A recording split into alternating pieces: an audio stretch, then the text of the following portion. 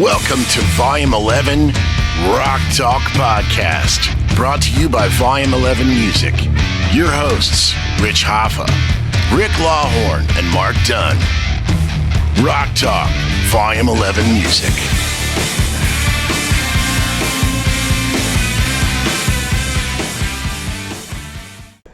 Hey, it's here. We're here, and it's Volume 11 Music Rock Talk with Rich Hoffa, Rick Lawhorn, Mark Dunn. In today's episode, we're going to talk about our best Spinal Tap moments. If you've never seen the movie, you should go out and get it, but it's a spoof movie about a crazy rock band that had everything go wrong that possibly could go wrong. And if you watch the movie, you'll find out where the name Volume 11 Music came up from. So I'll let you guys kick it off. You know, I've actually had a spinal tap. Yeah? I've not had a spinal tap. I've been in the hospital a lot with rashes and stuff, but doesn't never seem had like any it'd be very much Spinal fun. Or they even name the band Spinal Tap. Right, you know? yeah. Dams go to 11 now. Yeah, they do go to 11. Yeah, it's special. My favorite was the, don't touch it. You're going to mess up the sustain. Still got the old tagger on it. I'm going to eventually do that. I'm going to buy one of these guitars in here and never take the tag off. That's right. Don't touch that guitar. That's right. So I guess, hey, I'll kick it off this week. Sure. So, yeah. So Rick and I were playing in this band, and there's this guy, Chris Eppolito, that... you're name dropping? I guess I'll name drop. But, Lord. Yeah, so anyway, unfortunately he passed away a couple years ago. So, but Chris was doing some booking around town. He's a good musician, funny guy, great guy. Yeah, great sense of humor. I love watching his that band. name. And so he was doing some booking. So he called me up one day and said, "Hey, Rich, I need a band for this restaurant downtown. Do you do classic rock?" And I said, "Yeah." So it happened to be a Italian restaurant. It's more of an upscale restaurant. They had a back room lounge and stuff, and they would do some acoustic gigs and some stuff. And then, of course, here we go rolling in with a big PA and everything, and we start playing. And of course, we're jam packed the place, and they had to come back to us a couple times. You guys got to turn it down. You got to turn it down. So I think it was probably end of the second, or it might have been into the third set, and we go into "My Guitar Wants to Kill Your Mama" by DeWeasel Zappa. It was a Frank Zappa song redone. And the manager comes running around the corner. He's standing by the bar, and he's going, "Cut it off." Which is always what you want to see on a gig. Yeah, right. Yeah, exactly. We started busting out laughing, and we're like, "Well, folks, I guess that's it for tonight." And so that was a funny. I guess story. Frank Zappa had made into the classic rock. I guess. Once we broke bit of a into stretch that, he's there. running back, and he's like, "No, We can probably count on one hand how many times that song's been played on the radio internationally. Right. Doesn't get a lot of airplay. No. Heartfelt song for us. I know, but it was funny though. But Chris didn't get in too much trouble, but it was a heck of a night. It was funny, I tell you. But, it was. So I'll let you guys. Well, that's a two for free. Oh, you took Rick's story. Yeah, I kind of was. A lot of our stories are together because we played so many bands together. So. Well, the Spinal Tap movie, so everything does go wrong for a lot of their things, Yeah. So I had a gig from about 20 years ago that was just like that. Everything went wrong. So it was about 21 years ago. We have Central Park here now in Fredericksburg, which is all kinds of shopping. Back in that era, early 2000s, there were still some little fields. They hadn't put all the stores in yet. So it was around July 4th. We got booked. And it was still, I guess, where the McDonald's is pretty much at now over there, but it was just a big grass field at that point in time. So there's no electricity. So they bring a sound guy in for the band I was playing with, and they put up a bunch of generators everywhere. We start the first song, the first 20 seconds sounded amazing. And then all of a sudden, all the power just goes out. Everything cuts out. So we're trying to figure out what's going on. Well, the generator wasn't really properly giving power to everything. So we stop in the middle of the song, we start back up, we get through the song, then we get a song number 2, same thing. We get about 35 seconds into it, Same thing. Power just goes out. And long story short, every song is pretty much like that. So it was a complete nightmare.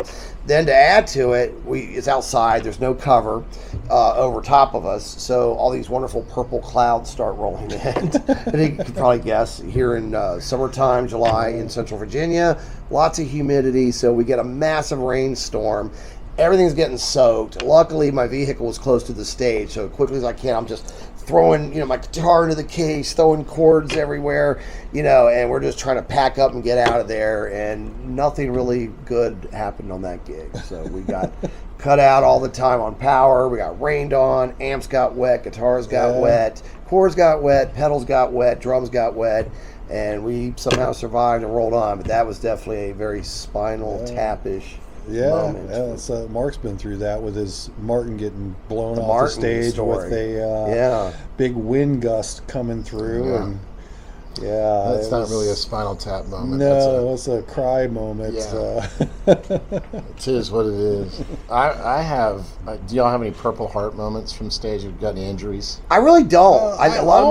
You almost have one. I almost had a bad one. Yeah, I'll share with that one later. But yeah. So I've got a handful of good anecdotes. One of the ones I always like to learn something.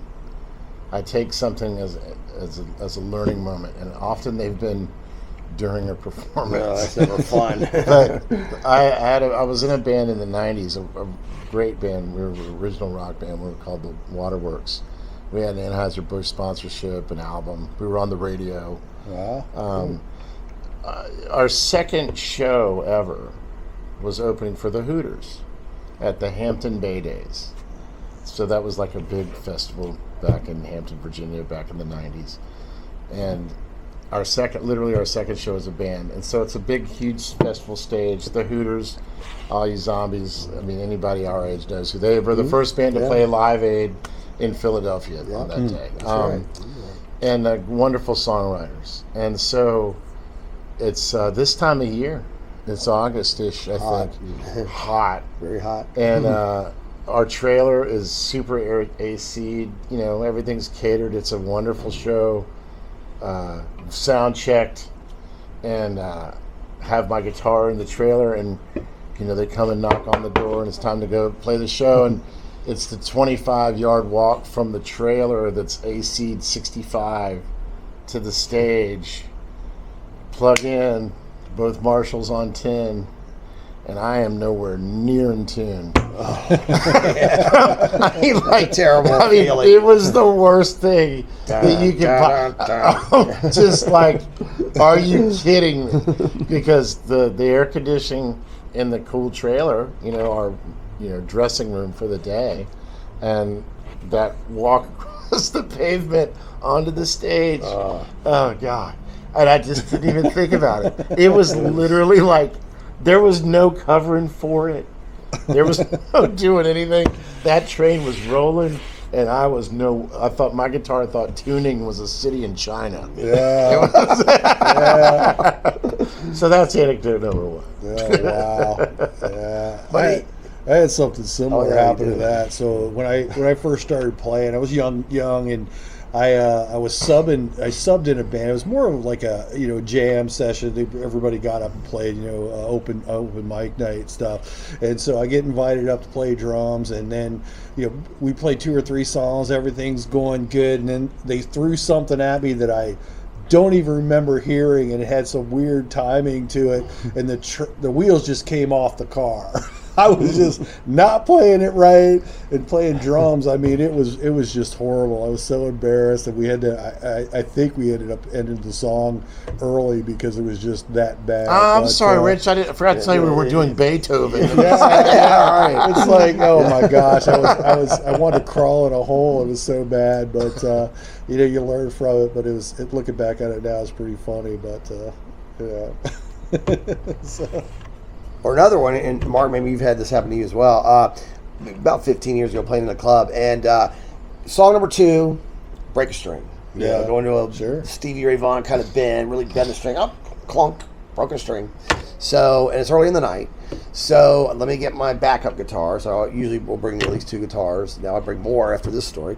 So we get a few songs later to the set. Still the first set. So I've already got 1 guitar with a broken string. Then my next one, same thing, another crazy bend and another broken string, and I don't have a backup at that point. So still had to get through the set. So basically I have, much like Mark was talking about, an out-of-tune guitar, because once you break a string sometimes, you'll notice some of the other strings do go out.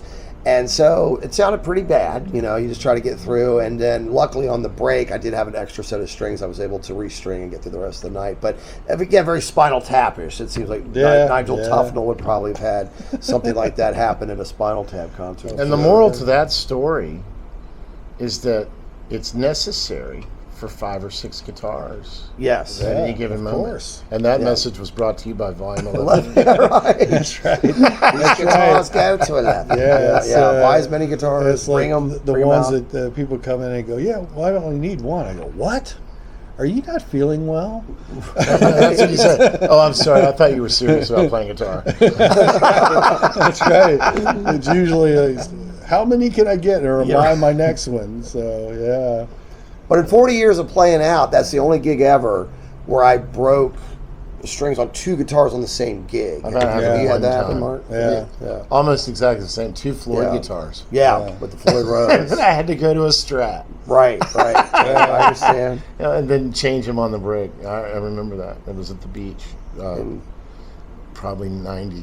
88, 89 or 90. And for those of you who don't know, if you have a Floyd Rose tremolo, once you break 1 string, usually the whole guitar goes pretty much out of whack. So, Even if it's flush on the body. right. Exactly. Yeah. So, I have an interesting or a funny story.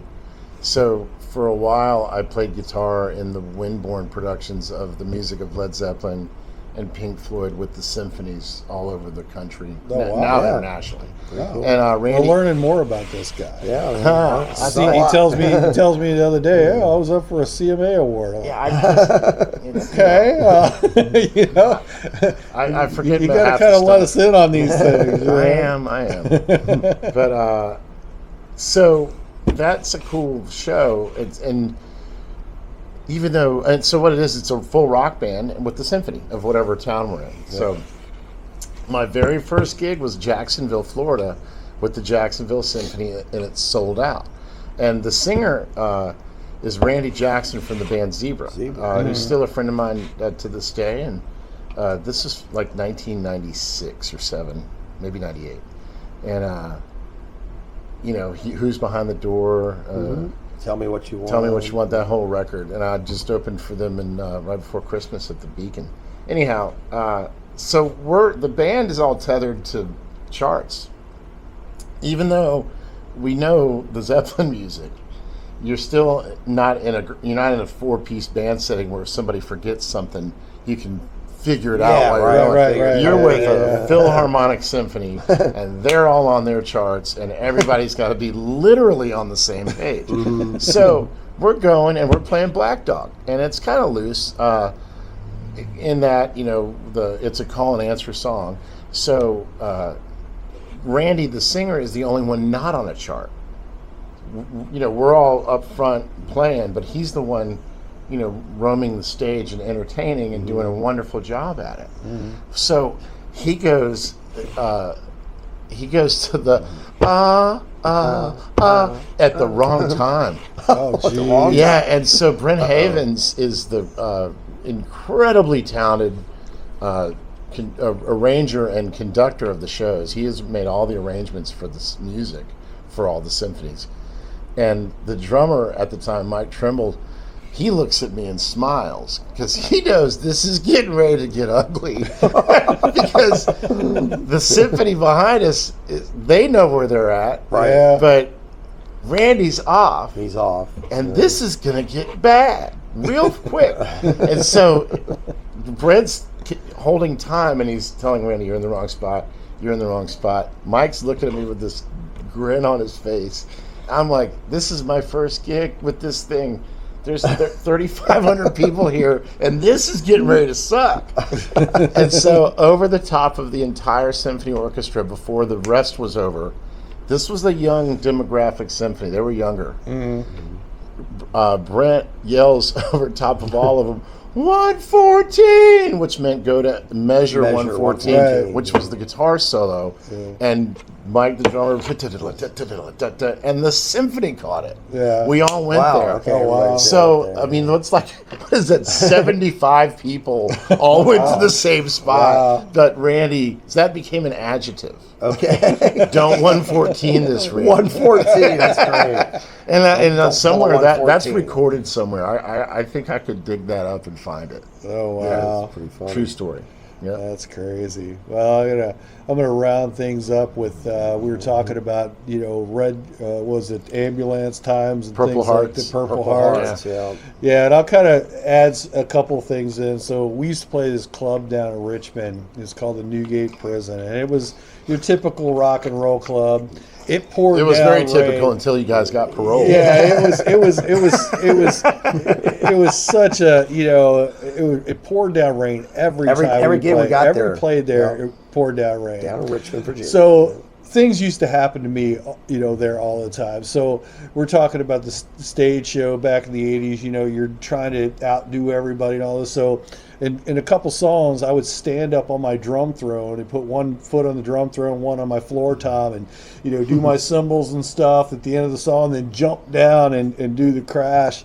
And That sounds crazy for a drummer in a country band to do that. yeah, right. So the crazy part was the stage was probably 5 feet. The drum riser was at least 5 feet to 6 feet off the ground, and the only thing was behind it was a black curtain, and the bathrooms are back there. So you're falling directly down onto concrete, and so I'm standing up there. So it means I'm like 9-10 feet off the ground, and I lose my balance, and I'm sitting there going like this, and I almost went, and luckily I caught my balance and didn't fall over, but man, that was a scary moment. And then another time we had a rival band, and bands back then would do things to mess you up. Everybody got joy out of it, for some of them anyway.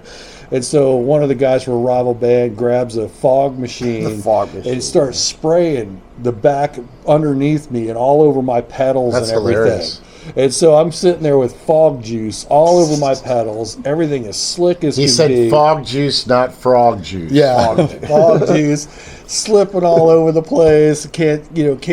I had to wipe everything off because my feet are going all over the place. And for a drummer, that's just not good. And between that and had that one band that wouldn't let us use the stage, and I had my drums on the plywood, bass drum sliding over. A bass player had to run by, and Who wouldn't let you use the stage? It was I forget what the they name were of called. the They band. were, Yeah. Not the nicest guys. No, and then you end up not making any money, and then loading up in the alley, and there's 5 inches of water running across your shoes. God, I love the music So, business. yeah, it was great. So, It should be in the Spinal Tap sequel. That's coming oh out my next gosh, year, there's these so many stories, bad things happen there. The reason Spinal Tap is funny is because all of it's real. It's real. Yeah. Not in the movie, Not in the movie, but all of it's real. We've Yeah. all been through it. All of Right. it. Every ounce of it. That's it. Didn't Ozzy actually think it was a real movie? Yeah, I heard that. Yeah, he's like, oh, this is horrible. This is These poor horrible, blokes, mate. these This poor is horrible. blokes and These poor spoilers. guys." I remember reading a thing with Eddie Van Halen where he said he didn't laugh because It was so. it was like he was dealing with it. Yeah. Yeah. I heard that about Steven Tyler of Aerosmith. He's like, hey, this That's ain't it. funny. This ain't This our ain't first funny. tour,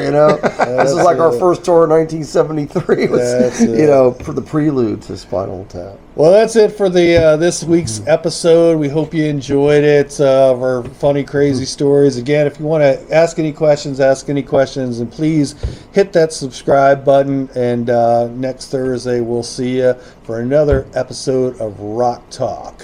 See you guys.